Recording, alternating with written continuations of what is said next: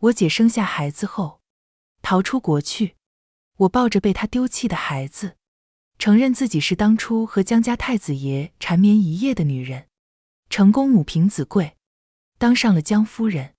7年后，我姐回来，温柔地将孩子搂入怀中。她对我道：“你霸占我的位置那么久，是时候还给我了。”我沉默良久，同意了，只有一个请求，给我一笔钱，等我彻底在国外安顿下来，你再揭开真相。不然以江运川睚眦必报的性格，知道我骗了他整整7年，不把我弄死才怪。亲爱的朋友，你好呀。此刻的你，是刚结束了一天忙碌的工作，正窝在沙发里放松，还是在某个安静的角落，想暂时逃离外界的喧嚣呢？无论你身处何方，此刻请试着放慢呼吸，欢迎来到心灵小书馆。这里没有厚重的典籍，没有复杂的理论，只有一本本藏着温柔与力量的小书，和一段专属于你的与心灵对话的时光。喜欢我的朋友，欢迎点击订阅分享。那我们故事开始。妈妈，江庭年背着书包，站在门口望着我。怎么了？我笑着走过去，揉了揉她的脑袋。今天上课累吗？有个阿姨说，她是你的姐姐。她犹疑地看着我，我怔住，良久，我回过神来，她长得和你有点像。江庭年攥住我的手，但我喊她姨，她却不乐意。她说她不是我的大姨。我指尖颤了颤，嗓音干涩。她还说了什么？她乖乖回答，她说让我把这件事跟你说，你会去联系她。我靠住墙壁，一阵发昏。7年前，洛勋生下江庭年后，执意要走，连孩子也不带。我拦住他，你连月子都没做好，不如带着孩子去江家吧，亲生骨肉，他们怎么可能真的不要？洛勋语气崩溃，孩子是我偷偷留下的，他们怎么可能看得起我？怎么可能允许我进门？最好的结果，也是去母留子。我沉默许久，那孩子呢？他决绝，带着他出国，只会是拖累。你扔到福利院门口吧。洛勋走了，在那个冬天，丢下了我和他的孩子。那一年我真的很穷，可我也真的不忍心扔下他的孩子，那么小小又皱巴巴的一团。于是我抱着孩子，走到了江宅大门口。那些探究、鄙夷、唾弃的目光，我全然当默看见。我说，我要见江运川，我生了他的孩子，跟洛勋预想的并不一样。我没有被赶出去，相反，我被请了进去，然后以最快的时间做了 DNA 亲子鉴定。江运川回来的时候，江老夫人语气不明，咱们江家有后了。男人身影挺拔修长，他只是冷淡地看了我一眼。我心虚地垂下眼帘，我只是根据洛勋跟我说的细节，才敢出此下策。他说，他和江运川做的时候没开灯，所以江运川并不知道那天晚上那个女人的具体容貌。可当压迫感如此强的男人站在眼前，我还是忍不住发虚，心里默底，好在江运川什么都没说，但他也没去看那个孩子。江老夫人轻咳一声，这丫头10月怀胎也不容易。江运川打断，我会娶她。所有人僵住，我也愣住。我贸然前来，也只是为了把这孩子送回江家。至于我的去处，我根本没有考虑过。气氛凝固了许久，江运川的视线漫不经心地落在我脸上。我自己造的孽，自己赎。江老夫人沉思片刻，半晌揉了揉眉心，随你吧，既然你有这心思，就去准备婚礼。那一刻的我，紧紧捏住裙摆。我不知道江运川此举的目的，他不缺妻子人选，海城里愿意给江小少爷当后妈的女人也绝对不少，可他竟然愿意娶一个背着他偷偷生下孩子的女人。或许是想给孩子完整的家，我无从得知。但我只是个又穷又苦命的普通人，嫁入豪门的机会摆在我眼前，我不想放弃。更何况那孩子还是我姐生下的，跟我也实实在在有血缘关系。于是，我抬起眼，朝江运川露出了个笑容。我会成为一位好的妻子，也会成为一位好的母亲。就这样，有的谎言一旦形成，就持续了7年。怎磨这磨心不在焉。江运川搂着我的腰，他平静的侧眸看了我一眼。我缓过神来，靠在他怀里，轻声细语：小年这几天瘦了，再瘦下去，身上都没肉了。江运川皱眉，语气微凉：你放在他身上的精力太多了。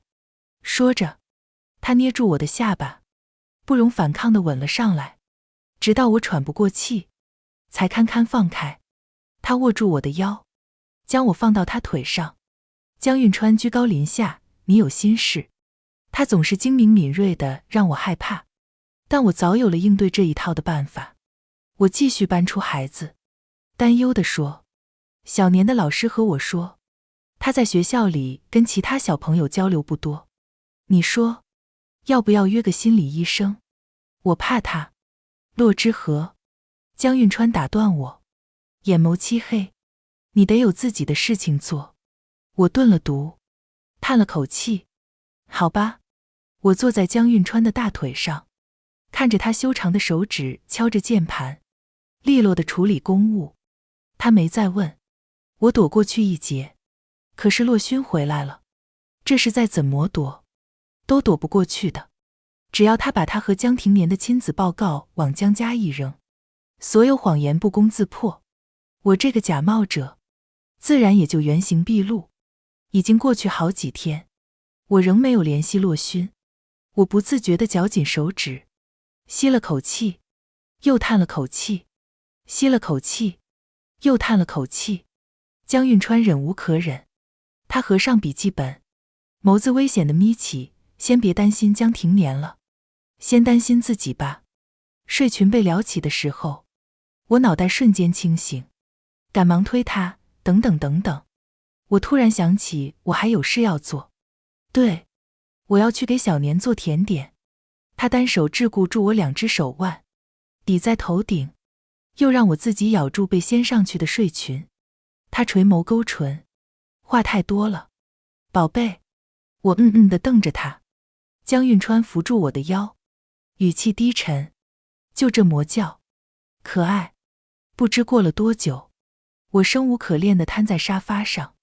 江运川已经冷静金贵地穿戴好，在我额头上落下一吻。我去公司，晚饭不用等我。我筋疲力尽地点头。我和江运川的关系很奇怪，比相敬如宾的夫妻多了点甜蜜和亲近，但又绝对没有多么热烈的感情。他很少在家吃饭，也很少过问江庭年，只有和我在一起时，才有那么点温存，但也只有一点点。毕竟除了那档子事，我跟他平日里也没什么好交流的。我在主卧的沙发上昏昏欲睡，直到听到1楼开门的声音。江庭年放学了，我踩着拖鞋下楼。小年，今天怎么回来晚？我的声音戛然而止。洛勋牵着江庭年站在门口，我嘴唇动了动，良久开口：姐。江庭年扬起一抹笑：妈妈，放学后阿姨带我去游乐场玩了。我艰难地扯唇，一步步走到他跟前，蹲下捏了捏他的脸颊。管家爷爷和司机叔叔都跟着的吗？他点点头。我笑：好哦，但是以后还是要先让管家爷爷联系一下妈妈，好吗？江庭年继续点头。洛勋冷不丁地开口：莫想到你还挺有当妈的样子。随着他说话，我抬起头。洛勋的外貌跟7年前变化不大，他穿着风衣，背着名牌包，更没有了7年前离开海城时落魄的模样。我没接话，他温柔地将江庭年搂入怀中，然后对我道：你占了我的位置那么久，是时候还给我了。他的语气不算重。江庭年没有听出异常，只是茫然地眨眼。什么位置？我滞了一瞬，不由自主地握紧拳头。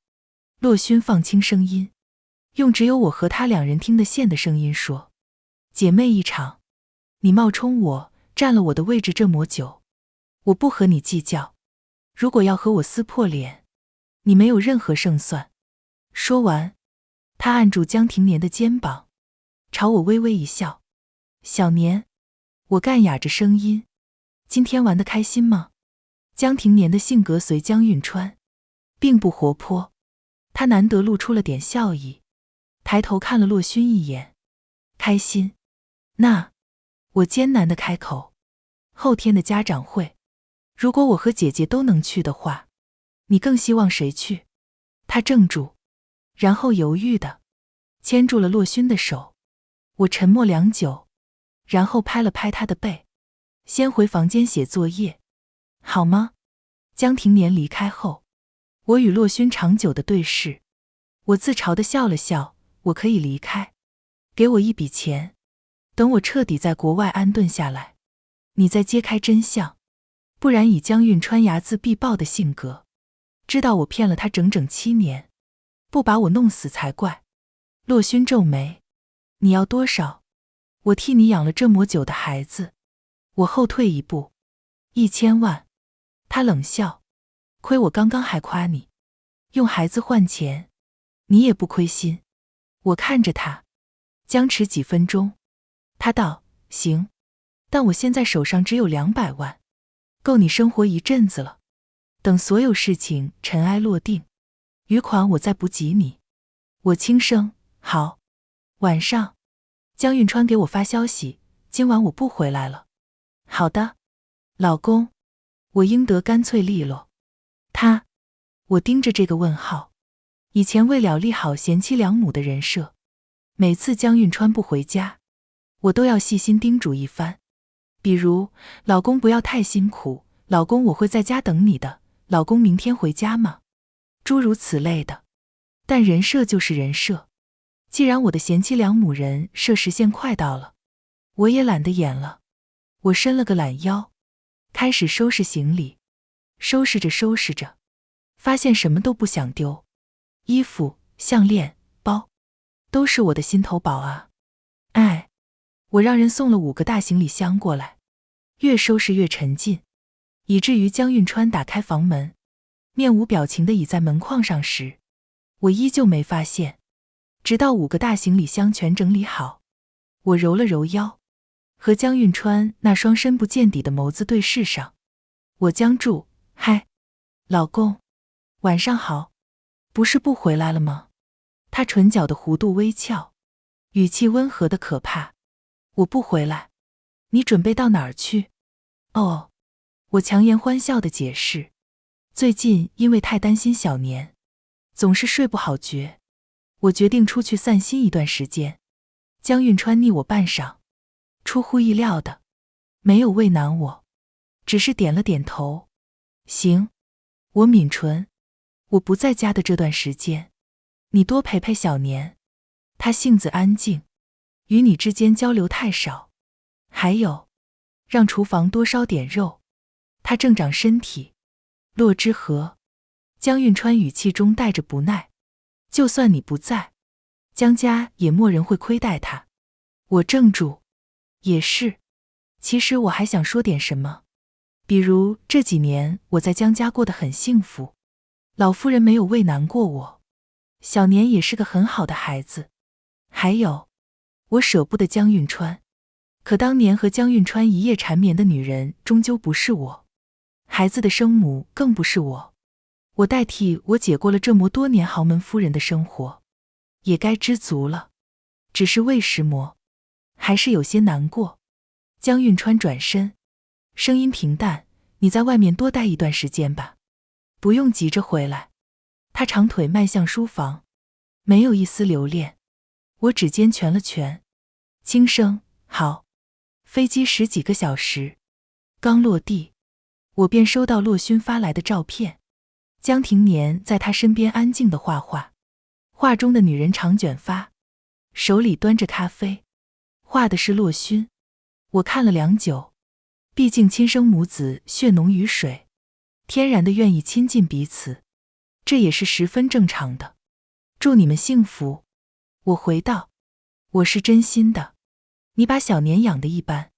他却说，我想解释，江庭年的母亲和江运川的妻子，我都是很用心在当的，不过只怕在洛勋看来，这句话是挑衅，所以我缄口不言，只是说现在有你了，如果可以就请你弥补我这些年的过失吧。洛勋没再回我。我在西欧的一个边陲小镇住下，人生地不熟，语言也只能靠翻译器，但景色确实如电影里一样美。过了几天，江运川给我发消息，江庭年很喜欢一个老师，我让他留下了。住家吗？我问。我打字，好的。不用问也知道是谁，也挺好，这样有利于他们母子之间培养感情。洛勋常年关闭的朋友圈频频出现江庭年的身影，而小男孩也会对着镜头露出腼腆的笑。我一直以为是他不爱笑。我关掉手机，刚到这儿的那2天，我很不习惯。这几年的生活，我全部都是围绕着江庭年和江运川转，所以我并没有太多属于自己的时间。陡然松闲下来，除了学习这儿的语言，我竟也不知道做什么好。我慢慢地将手机里江庭年的照片删除，然后将他学校里老师的联系方式都推给洛勋，直到我在余文上看到江运川和洛勋走在一块的合照，氛围耐人寻味。我缓慢地眨了下眼，心脏好像空了一块。原来洛勋现在是一个时尚杂志的负责人，在国外小有名气，国内时尚界也有少部分人认识这张脸，纷纷夸赞天作之合。我自嘲一笑，他们不仅是天作之合，还有个孩子呢。200万到账的那一天，我飞速注销了手机上各个账号，然后换上了早就准备好的新电话卡。果不其然，钱到账末几个小时，井号江氏集团小少爷另有其母井号这一新闻就上了热搜。不过这个时候，任何人都联系不上我了，那200万我自然也转移了账户。我压下心头的复杂情绪，吃着刚烤出来的饼干，而那张我放在床头柜里的离婚协议，应该也由洛勋交给了江运川。从此天地广阔，我也不再是江夫人。洛勋和江运川补办婚礼的那一天，我正靠在躺椅上晒太阳。我听到一声呼喊，便知道来人是谁。隔壁邻居家一个青春期的小女孩，特别喜欢找我玩。她一头棕发，脸颊带着淡淡的雀斑，一双碧蓝的眼睛就喜欢盯着人笑。她拿着翻译器给我看。天哪，我刷到你来自的城市一对新人，女人长得和你有点像。她又翻到网上的照片，那一串的外国文字我看不懂，但照片我能认出来。我愣了下。洛勋穿住婚纱，笑容灿烂地挽着江运川的胳膊，江庭年拎着花篮跟在他们身后。他们很般配。女孩学着翻译器上的读音，别扭地念给我听。当然，我笑着摸了摸她的头发。隔壁一家很能生，女孩有个16岁的哥哥，还有个4岁的弟弟，这俩一前一后的跑到我的院子里来。我熟练地从屋里取出饼干，这次我多放了糖。你们尝尝味道有没有变化？3个人就这样叽叽喳喳地围着我转，我不禁看着他们笑。然后我看到了那个本该结婚的男人站在院子门口，他的视线极缓地扫过院内，然后定在我身上。吵闹的声音顿时消停下来。女孩惊呼一声，看了看手机，又看了看江运川。江运川的皮鞋沉沉地踏在草地上，发出沙沙声响，直到他走到我面前，指背极其缓慢地蹭过我的脸颊，动作甚至衬得上一丝温情。他俯身道：离家出走。就是为了养别人的孩子。我后退一步，躲开他的触碰。女孩赶紧把哥哥弟弟拉走，甚至离开前给我比了个加油的手势。我嘴唇动了动，尝试为自己辩白，江庭年确实不是我生的，但也是我养大的，没有功劳，也有苦劳，更何况我还是洛勋的亲妹妹。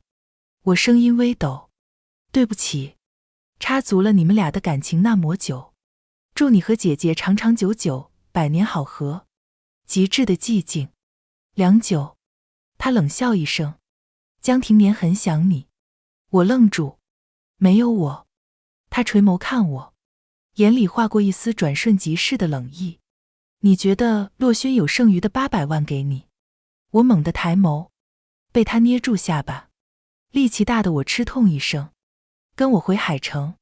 他言简意赅。我沉默许久，不。江运川阴厉地摩挲着我的侧脸，骗我这么久，还这么硬气。我抿唇，当初是你说要娶我，不是我逼婚的。他平静地看着我，你不回去，洛勋和江庭年我一个都不要。你说什么？我不可置信。他漫不经心，我会娶其他的女人，再生一个孩子，光明正大。最后4个字，他说的缓慢又清晰。我的眸子晃了晃。我知道。江运川说到做到。我跟着江运川回了海城。偌大的江家气压极低。管家见到我，轻声说：“夫人。”我尴尬地摆手：“我不是你们夫人。”哈哈，换人了。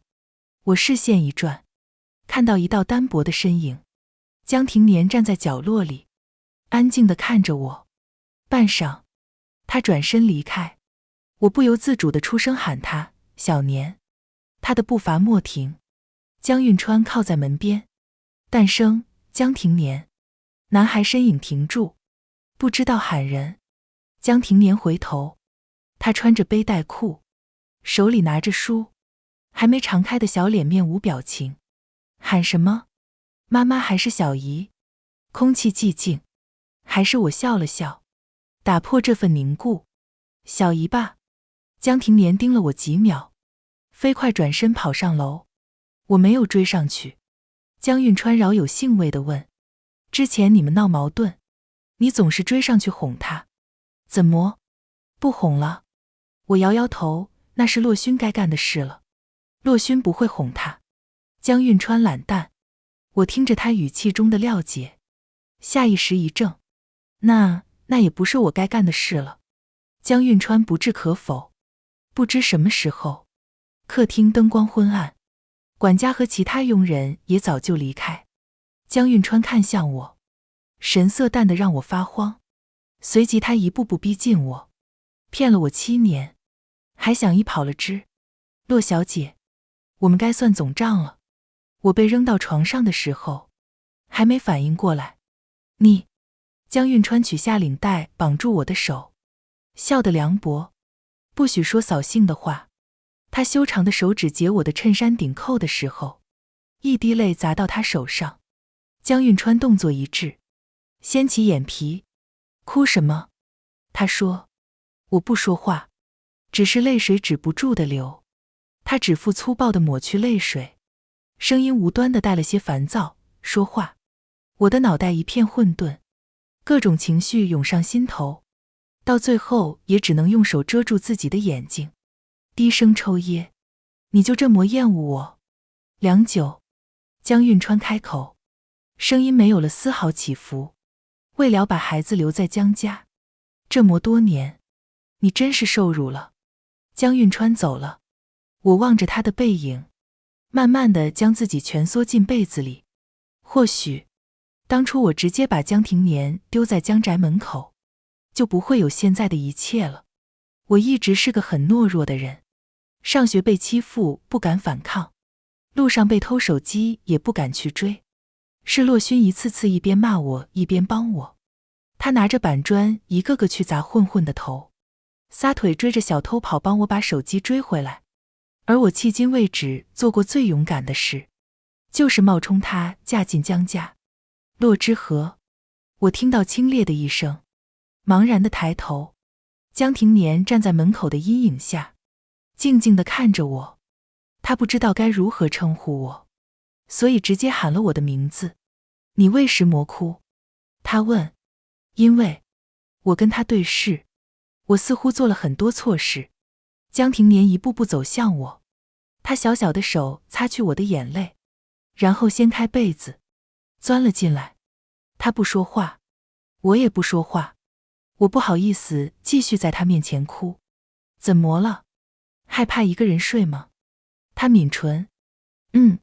我打开手机，要给洛勋打电话。江庭年按住我的手。他没解释，只是执拗的不让我打电话。我无奈地放下手机。你们吵架了吗？洛勋的性格就是比较强势，他可能不会愿意主动来和解。江庭年的手很凉，我握住给他捂热。气氛安静。快睡吧。我说。明天是不是还要上课？他把自己闷在被子里。我把被子掀开，然后掖在他肩膀下。不能闷着，呼吸不过来。他闭上眼，我出神地看着他毛茸茸的黑发许久，眼皮也越来越沉。高度绷紧的神经一旦松懈下来，就能很快入睡。江运川推门而入，看见的就是这幅画面。他的神色隐匿在黑暗中，目光定住。一张2米的床被一大一小占着，居然没有他的一席之地。他冷笑一声，先前哭得那么惨的人，竟然睡得这样沉。江运川在门口站了良久，转身走向客房。第2日，我起床下楼时，江庭年已经去了学校。江运川坐在沙发上，长腿交叠，屈指抵着太阳穴，听到动静才堪堪撩起眼皮。他身旁摆着一条款式和材质都极好的裙子。男人抬额，穿上，陪我回家。我陪你。我连忙摇头，抗拒道。洛勋呢？江运川把裙子扔到我怀里，语气平淡地重复一遍。你陪我。我犹疑地接住裙子。车辆一路平稳地行驶到江宅。江老夫人坐在主位等我们。她喝了口茶。江运川的父亲在8年前意外去世。江运川就是那时候全权接手了集团，董事长过世，股票崩盘。江运川接手时，整个集团上下混乱，不过半年时间，就被他整治得妥妥帖帖。海城商界有言，虎父无犬子，而江运川更是个雷厉风行、手段狠辣的商界天才。江老夫人管不到江运川，对于他的妻子也不会为难。他没有问最近的事，只是吃晚饭的时候道了句：之和，你的肚子怎么一直没动静？我一愣，之前没动静是因为我觉得已经有江庭年了，不必再生个孩子。江运川也随我，一直做安全措施，至于以后，更不会有动静。我斟酌着措辞，这不是已经有小年了？老夫人的目光掠过我，落到江运川身上。江运川并没有说话，指尖有一搭没一搭地敲着桌子。老夫人淡道：再要一个吧，给庭年做个伴。我不接话了。江运川平静：再说吧。老夫人转着手中的佛珠，也不再开口。但我怎么看怎么觉得老夫人的表情有些不对，她似乎有什么话没说出口。饭后，江运川接到电话，要回公司，他要把我一起带走。老夫人皮笑肉不笑：让之和陪我饭后散散步吧，年纪大了，消化不好。江运川替我拒绝，家里那么多人，随便找个人陪您散。老夫人笑容消去：你这是什么意思？我还能欺负他不成？眼看气氛越发焦灼，我赶紧开口：运川，你先去忙吧，我陪妈散散步。正好许久没陪妈说话了。江运川垂眸看我几秒，转身离开。我收回视线，笑盈盈地坐到老夫人身边。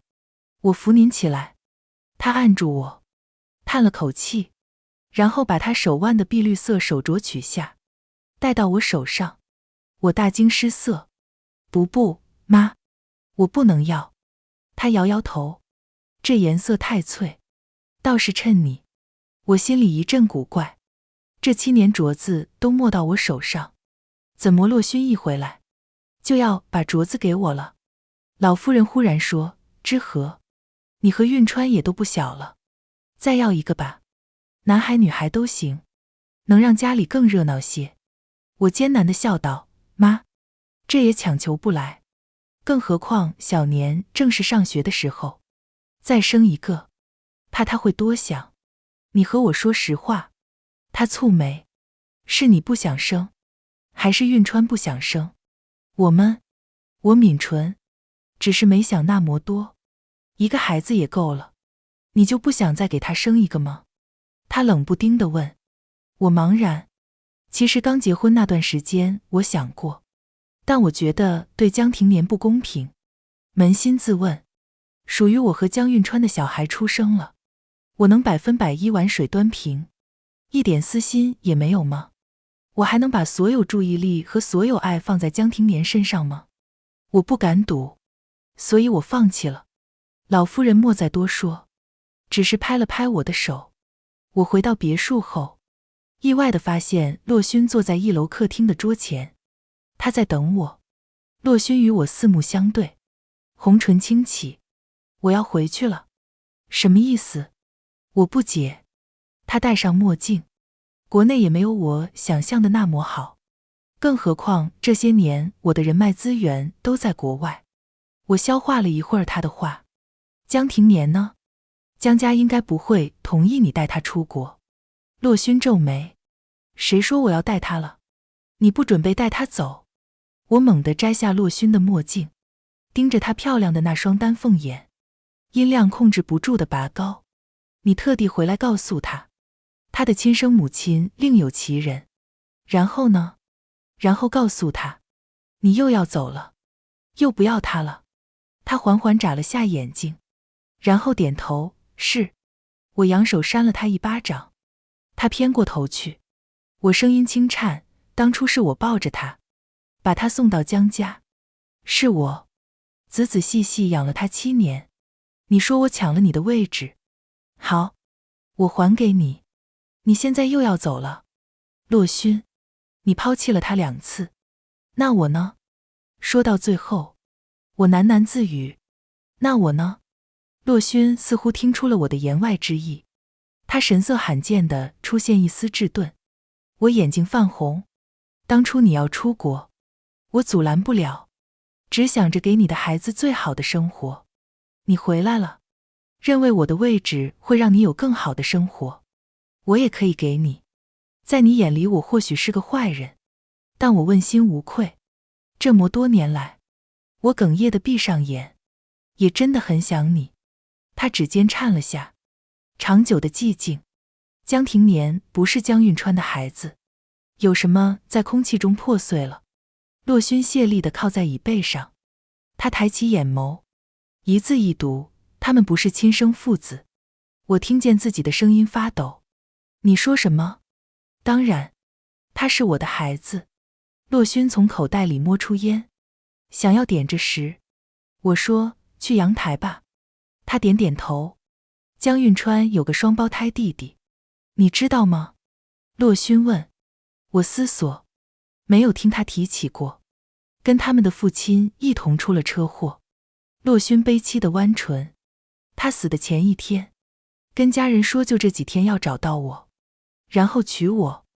而且他通过监控看到了我的模样，还拿到了我的照片，向所有人炫耀我有多么好看。我久久不能平复心情，又很困惑，那你为什么会认为是江运川？他吐出烟雾，望着远处。我也是才知道，当初下药的酒是为江运川准备的，却被他弟弟喝了。洛勋趴在阳台，面容在白色烟雾中若隐若现。他笑了下，当年只要我把江运川睡了，拍到他的照片，就能拿到20万。他比了个数字，20万啊。这么多。可是我醒来后，人已经离开了，最后留给我的只有一个孩子。我想说什么，却又发现不知道该说什么。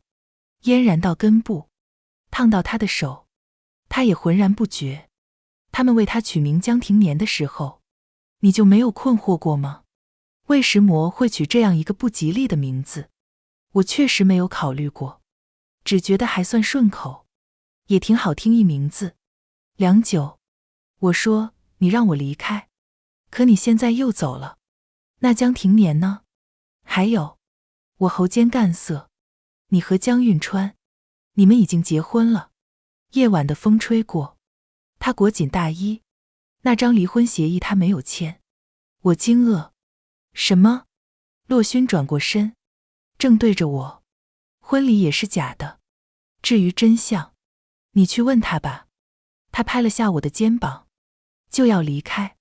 洛勋，我兀然出口，我不是圣母，不是你让我走，我就走，你让我留下，我就留下。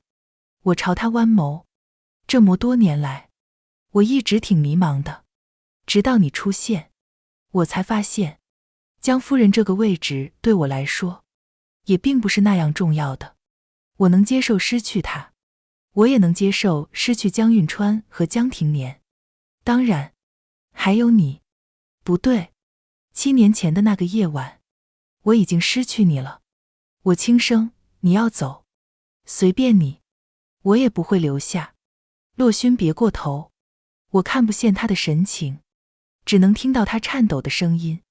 之和，爸妈死后，我们相依为命数十年，我是恨你的。我总觉得没有你，我会活得更轻松一些。你知道我当初为什么一定要赚那20万？因为你说你不想念大学，没有学费。他哑声，可只要有那20万，但是那个钱我终究没有拿到，我什么都没有得到，你也没有念到大学，我真的很挫败。他低头自嘲一笑，我确实以为江运川是孩子的生父，我也想知道你愿不愿意为我退出，是我错了，你愿意，而事实也狠狠地打了我的脸，是我从头到尾活得像个笑话。江运川从始至终只是你一个人的。他从口袋里摸出一根录音笔，塞到我手里。江庭年也是。他转身往外走，衣角被风吹得扬起，他嘴唇微动，说出的那3个字也被风吹得细碎。对不起。我坐在床上听录音笔的时候，出奇的冷静。内容是洛勋和江庭年的对话。洛勋，为什么让我来替你开家长会呢？他平时会骂你吗？江庭年，不，只是每次家长会上老师都会和他说我太内向，他会一直担心我。我只是懒得和别人说话，我不想再让他担心了。洛勋，洛勋，你画的洛之河真好看，也画一下我吧。江庭年拒绝，不要。洛勋，可是他知道你只画他，不画我，他会难过的。录音笔内沉默了一会儿，响起画笔落在纸上的沙沙声。洛勋，你似乎不怎么喜欢笑。江庭年，还好。洛勋，那我和你说说洛之河的事吧。他这个人，从小胆子小，被欺负了也不敢吭声。江庭年，他一直被欺负吗？洛勋，长得一副人畜无害、好欺负的模样。他被一群混混堵在巷子里，一点都不敢反抗，只知道哭。江庭年声音终于有了波动，那后来呢？洛勋笑了下，放心，老娘给他们脑袋全开瓢了。又炖了毒。洛勋，别这副表情了，笑一笑。我给你讲他其他的事，还是有些欢快的。江庭年，好。洛勋，从哪儿开始讲呢？他10岁的时候吧，那时候爸妈刚死，我跟隔壁婶婶学烙饼，他天天跟在我后面喊姐姐，结果让他背个课本都磕磕绊绊。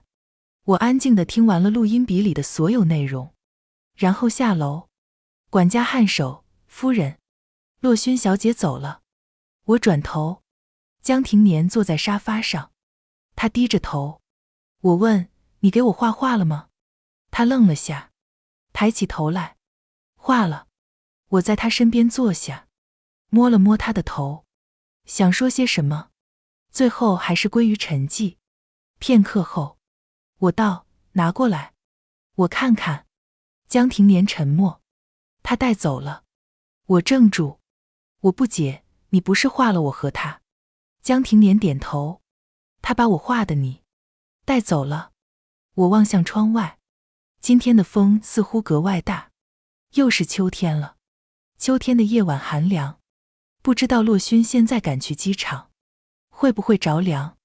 你会走吗？江庭年小声问。他听到了我和洛勋的对话，我的目光重新回到他的身上，不确定地摇摇头，不知道。会吧。我以为江庭年会难过，会哭，会不让我走，但他只是握住我的手。你要去哪？那我放假能去找你吗？我捏他的脸，但我不是你亲妈。他任我捏着，不说话。我叹了口气，把他搂进怀里。但我爱你，妈妈。他声音小得如同蚊子哼，别扭地攥紧我的衣角。江庭年睡住后，我坐在客厅等江运川。他回来时，已经是后半夜。江运川看到我时，微不可见的一读，怎么没睡？我耸了耸肩，等你。等我做什么？他与我对视，勾了下唇。洛勋说你没有签离婚协议，我来督促你签掉。我微微一笑，毕竟我外面养的小男孩急着问我要名分。江运川唇角的笑意僵住，眸色一瞬间沉下来。你说什么？还要我重复一遍吗？我说。他大不过来，掐住我的下颌。我们还没离婚，你怎么敢？我皱眉。可是你已经和我姐姐办婚礼了，你有什么立场来谴责我？我和他没关系。